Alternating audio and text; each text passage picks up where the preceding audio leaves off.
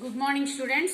So in the last class we discussed 11 problems in exercise 5.8, 5.1. 11 problems are completed. So today we are going to discuss the 12th problem. That is, there were 2075 members enrolled in the club during last year. This year enrollment was decreased by 4%. So, in a club, 2075 members are enrolled during the last year. Last year, 2075 members join a year. In this year, enrollment was decreased by 4%. అంటే అందులో 4% members decrease అంటే left a year. Then find the decrease in enrollment. How many members are decreased అనేది find out చేయాలి. And how many members are enrolled during this year. So ఆ left అయినటువంటి 4% members పోను ఇంకా ఎంతమంది ఉన్నారు అనేది ఫైండ్ అవుట్ చేయాలి. ఓకేనా? So let us start the solution. So members in a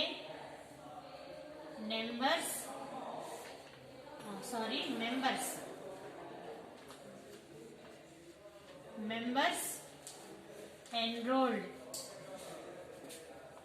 in this year,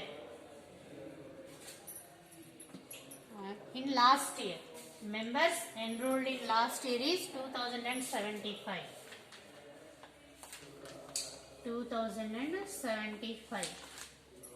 So 4% members are decreased.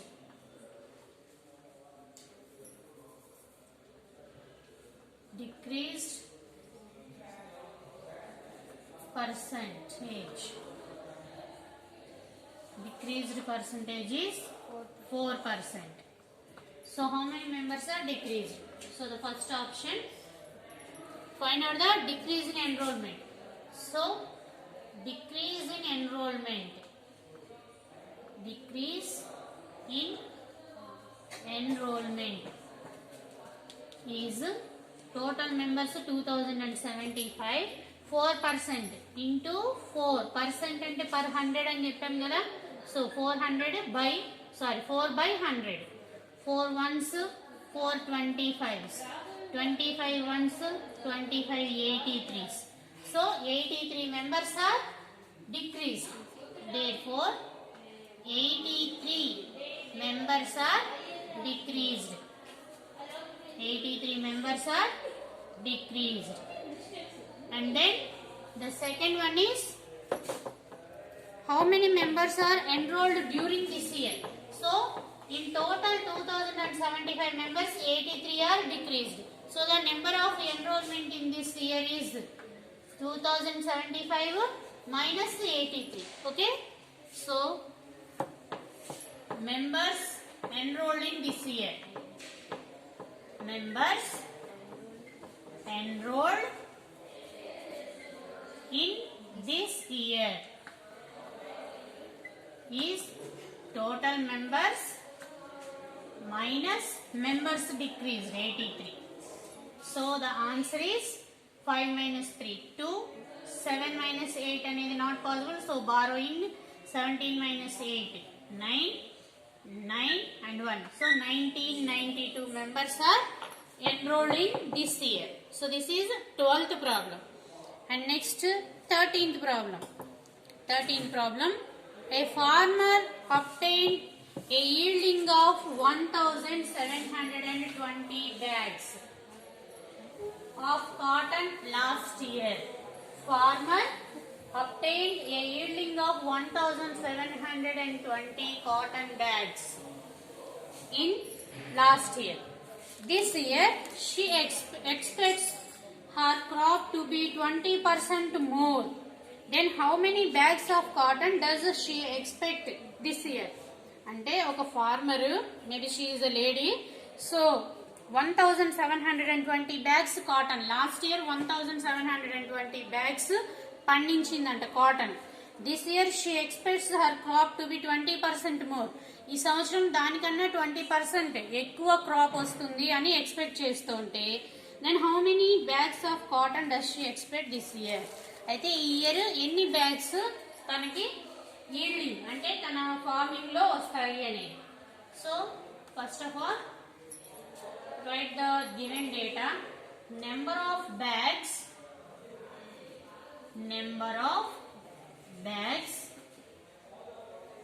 yielded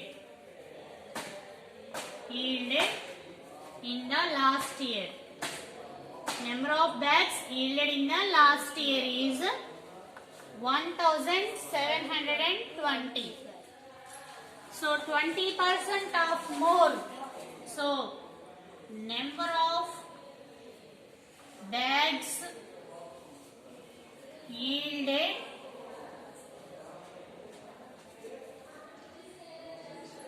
in 20% more. 20% more. వీటికన్నా 20% ఎక్కువ అంటే 1720 into 20/100. So 20 ones 25s, 5 ones 5 3s 15, 22, 5 4s 20, 220, 5 4s are 20. So division చేసుకోండి ఏమన్నా doubt ఉంటే మీరు.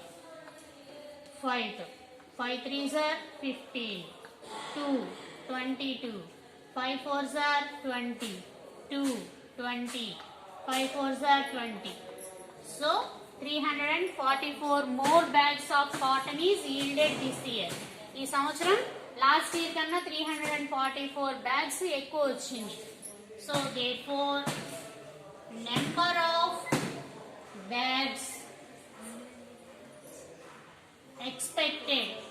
of bags expected in this year. ఈ year ఎన్ని bags రావచ్చు అనుకుంటుంది అంటే లాస్ట్ ఇయర్ వచ్చిన 1720 ప్లస్ 344. సో రెండు కలిపితే ఎంత? So 4 2 6 3 7 10 2. So totally 2064 bags. She expecting 2064 bags in this year. Okay. So last year 1720 bags cotton తనకు వచ్చింది. ఈ ఇయర్ దానికన్నా 20% ఎక్కువ వస్తుంది అనుకుంది. అంటే 170లో 20% అంటే 344 ఎక్కువ వస్తాయి. సో ఈ ఇయర్ ఎన్ని బ్యాగ్స్ ఎక్స్పెక్ట్ చేయొచ్చు అంటే లాస్ట్ ఇయర్ వచ్చిన 1720 అండ్ మోర్ 20% మోర్ అంటే 344. టోటల్ యాడ్ చేస్తే 2064 బ్యాగ్స్ కాటన్ అనేది ఈ ఇయర్ తను ఎక్స్పెక్ట్ చేస్తుంది అనమాట. అంత అన్ని బ్యాగ్స్ ఆఫ్ కాటన్ క్రాప్ అనేది ఈల్డ్ అవుతుంది. Next 14th one is about a line segment. So points P and Q are both in the line segment AB and on the same side of its midpoint. P divides AB in the ratio 2:3 and Q divides AB in the ratio 3:4. If PQ equal to 2, then find the length of the line segment AB. So in the given data here there is a line segment AB. P and Q both are in the line segment AB. అంటే line segment AB అనేటువంటి line segment లో P and Q అని 2 points ఉన్నాయి. That to ఎలా ఉన్నాయి అవి on the same side of it's mid point. అంటే AB యొక్క మిడ్ పాయింట్ కి సేమ్ సైడ్ అంటే రెండు ఒకే వైపు ఉన్నాయి P and Q అనే points. And P divides AB in the ratio 2:3. P అనే పాయింట్ AB అనే లైన్ సెగ్మెంట్ ని 2:3 రేషియోలో కట్ చేస్తుంది, డివైడ్ చేస్తుంది. అంటే 2. సో A నుంచి P కి ఉన్నటువంటి డిస్టెన్స్ 2 యూనిట్స్ అయితే P నుంచి B కి ఉన్నటువంటి డిస్టెన్స్ 3 యూనిట్స్. ఈ విధంగా P అనే పాయింట్ AB లైన్ సెగ్మెంట్ ని కట్ చేస్తుంది, డివైడ్ చేస్తుంది అని. సో AB అనే లైన్ సెగ్మెంట్ మీద PQ అనే 2 పాయింట్స్ ఉన్నాయి. అవి కూడా ఎలా ఉన్నాయి? మిడ్ పాయింట్ కి సేమ్ సైడ్. అంటే మిడ్ పాయింట్ అంటే సగం నుండి ఒకవైపే ఉన్నాయి ఆ 2 పాయింట్స్ కూడా. అండ్ అందులో కూడా P అనే పాయింట్ AB అనే లైన్ సెగ్మెంట్ ని 2:3 రేషియోలో డివైడ్ చేస్తుంది. అంటే ఈ AB మొత్తాన్ని P అనే పాయింట్ 2:3 అంటే స్టార్టింగ్ పాయింట్ నుండి P వరకు 2 యూనిట్స్ అయితే P దగ్గర నుంచి ఎండింగ్ పాయింట్ కి 3 యూనిట్స్ లెంత్ లో డివైడ్ చేస్తుంది. And Q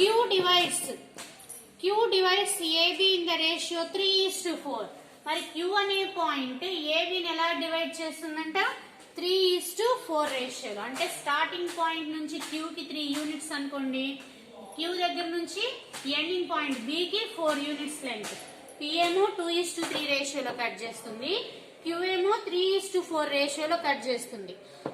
then if PQ equal to 2 and PQ distance అంటే ఈ మధ్య P అండ్ Q పాయింట్స్ మధ్య డిస్టెన్స్ 2 యూనిట్స్. సెంటీమీటర్స్ ఏమీ ఇవ్వలేదు, so let us write units.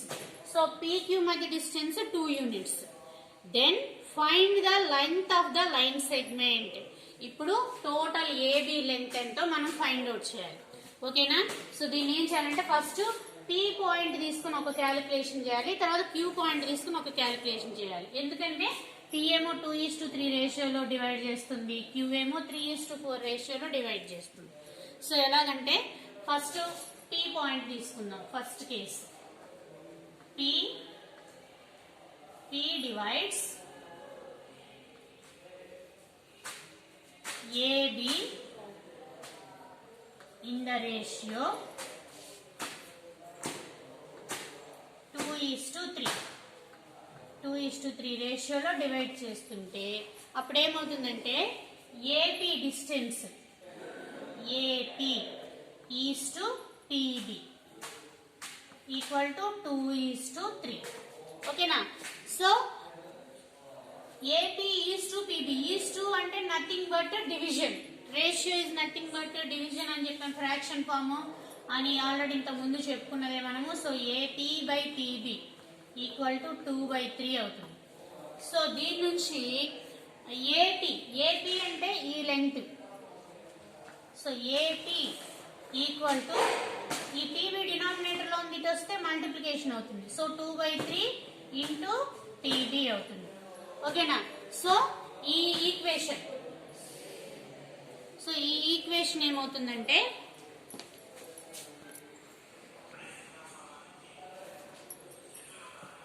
So మనం ఫైండ్ అవుట్ చేయాల్సింది AB టోటల్ లెంత్ కాబట్టి, సో ఇది మనకి గివెన్ రేషియో. ఓకేనా?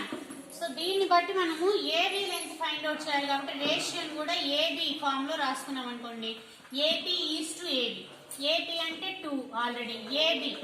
AB అంటే ఇక్కడ మొత్తం P అనే పాయింట్ 2:3 రేషియోలో డివైడ్ చేస్తుంది. అంటే టోటల్ ఎన్ని పార్ట్స్ ఇది? 2 + 3 5 పార్ట్స్ AB అనేది. సో AP 2 పార్ట్స్ అయితే AB 5 parts. So 2:5. Then AP by AB equal to 2/5 అవుతుంది. So AP equals to 2/5 into AB అవుతుంది. ఓకేనా? సో ఇది ఒక క్యాలిక్యులేషన్. మనకి ఫస్ట్ ఈక్వేషన్ అనుకున్నాం అనుకోండి, అంటే P అనే పాయింట్ ABని 2:3 రేషియోలో డివైడ్ చేసింది. అప్పుడు AP is to AB. AB అంటే టోటల్ లెంత్. ఇవి 2 పార్ట్స్, ఇది 3 parts. Total AB length 5 parts వచ్చింది. P పాయింట్ గురించి ఆలోచించండి. So 2:5. Then AP equal to 2/5 into AB అవుతుంది. సో అలాగే సెకండ్ కేసు Q పాయింట్ తీసుకున్నాం అనుకోండి, Q divides AB in the ratio. ఏ రేషియోలో డివైడ్ చేసింది Q అనే పాయింట్? 3:4. సో AQ, ఇప్పుడు P పాయింట్ చూడదు, ఓన్లీ Q పాయింట్ నే చూడండి. So AQ is to QB equal to 3:4. So దీన్ని కూడా మనము AB కాబట్టి ఇక్కడ AB ఎందుకు తీసుకున్నాము అంటే మనం మెజర్ చేయాల్సింది AB లెంత్, ఫైండ్ అవుట్ చేయాల్సింది AB లెంత్ కాబట్టి. సో అలాగే ఇక్కడ కూడా AQ ఈజ్ టు AB తీసుకున్నాం అనుకోండి. AQ అంటే 3, AB Q పాయింట్ డిపెండ్ అయినప్పుడు AB అనేది 3 + 4 7 పార్ట్స్. సో 3:7. సో దీన్ని బట్టి AQ by AB equal to 3/7. So దీని నుంచి AQ equal to 3/7. So into AB. So ఇది సెకండ్ ఈక్వేషన్. అండ్ ఇంకా మనకి ప్రాబ్లంలో ఇచ్చినటువంటి మెజర్మెంట్ ఏంటి, పీక్యూ మెజర్మెంట్ 2 యూనిట్స్ అని ఇచ్చారు. సో పీక్యూ లెంత్ ఎలా వస్తుంది, పీక్యూ లెంత్ ఎలా వస్తుంది అంటే చూడండి. సో ఈ ఏపీ ఓకే,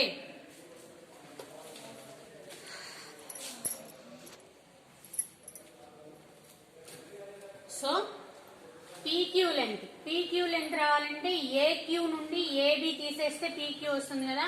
మనకి తెలిసిన ఈక్వేషన్స్ లో లెంత్ ఏపీ అంటే ఇది, ఏక్యూ అంటే ఈ మొత్తం. సో మనకి ఈ లెంత్ తెలుసు. ఈ లెంత్ ఎలా వస్తుంది అంటే AQ length minus AP length చేస్తే పీక్యూ లెంత్ వస్తుంది కదా.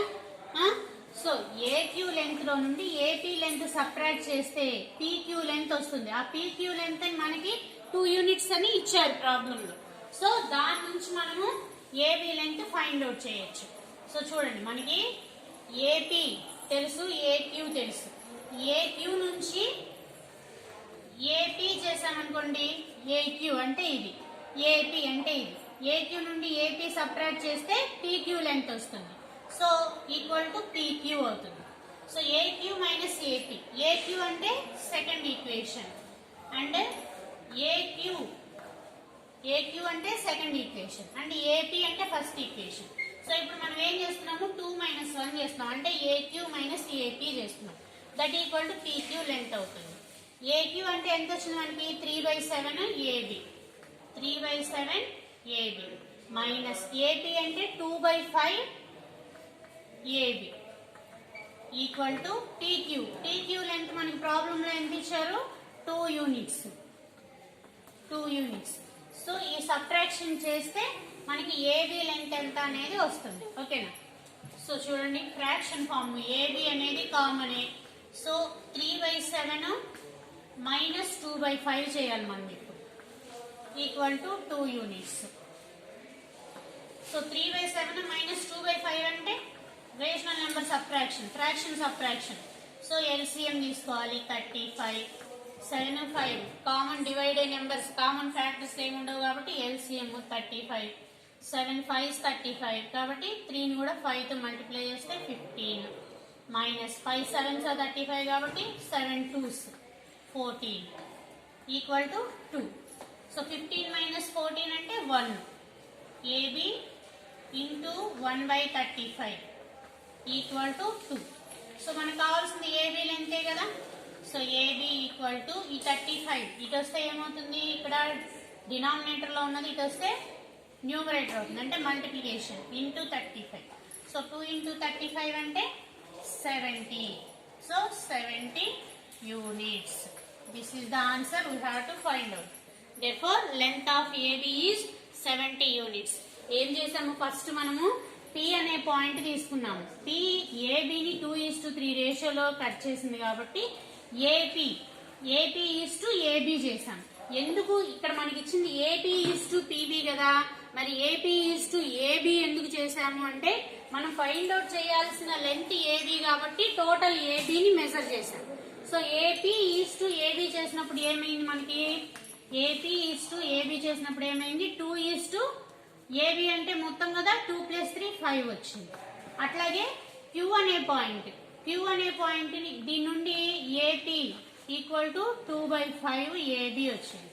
అట్లాగే నెక్స్ట్ క్యూ అనే పాయింట్ తీసుకున్నాం. సో క్యూ అనే పాయింట్ ఏం చేస్తుంది, 3:4 రేషియోలో డివైడ్ చేసింది. దాని నుంచి మనం ఏం తీసుకున్నాము, ఏక్యూ/ఏబి తీసుకున్నాం. సో ఏక్యూ అనేది 3, ఏబి అనేది టోటల్ 3 + 4 7 అయింది.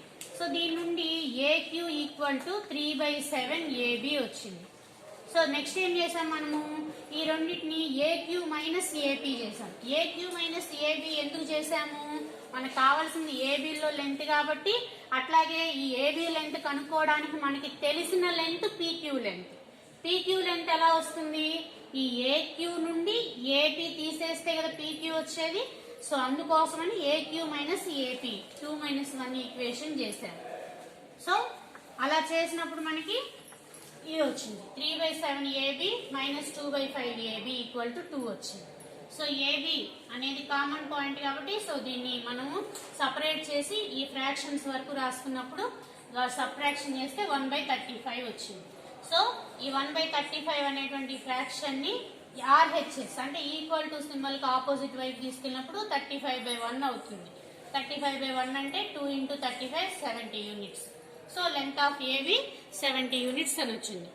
So now exercise 5.1 is completed and next class percentage.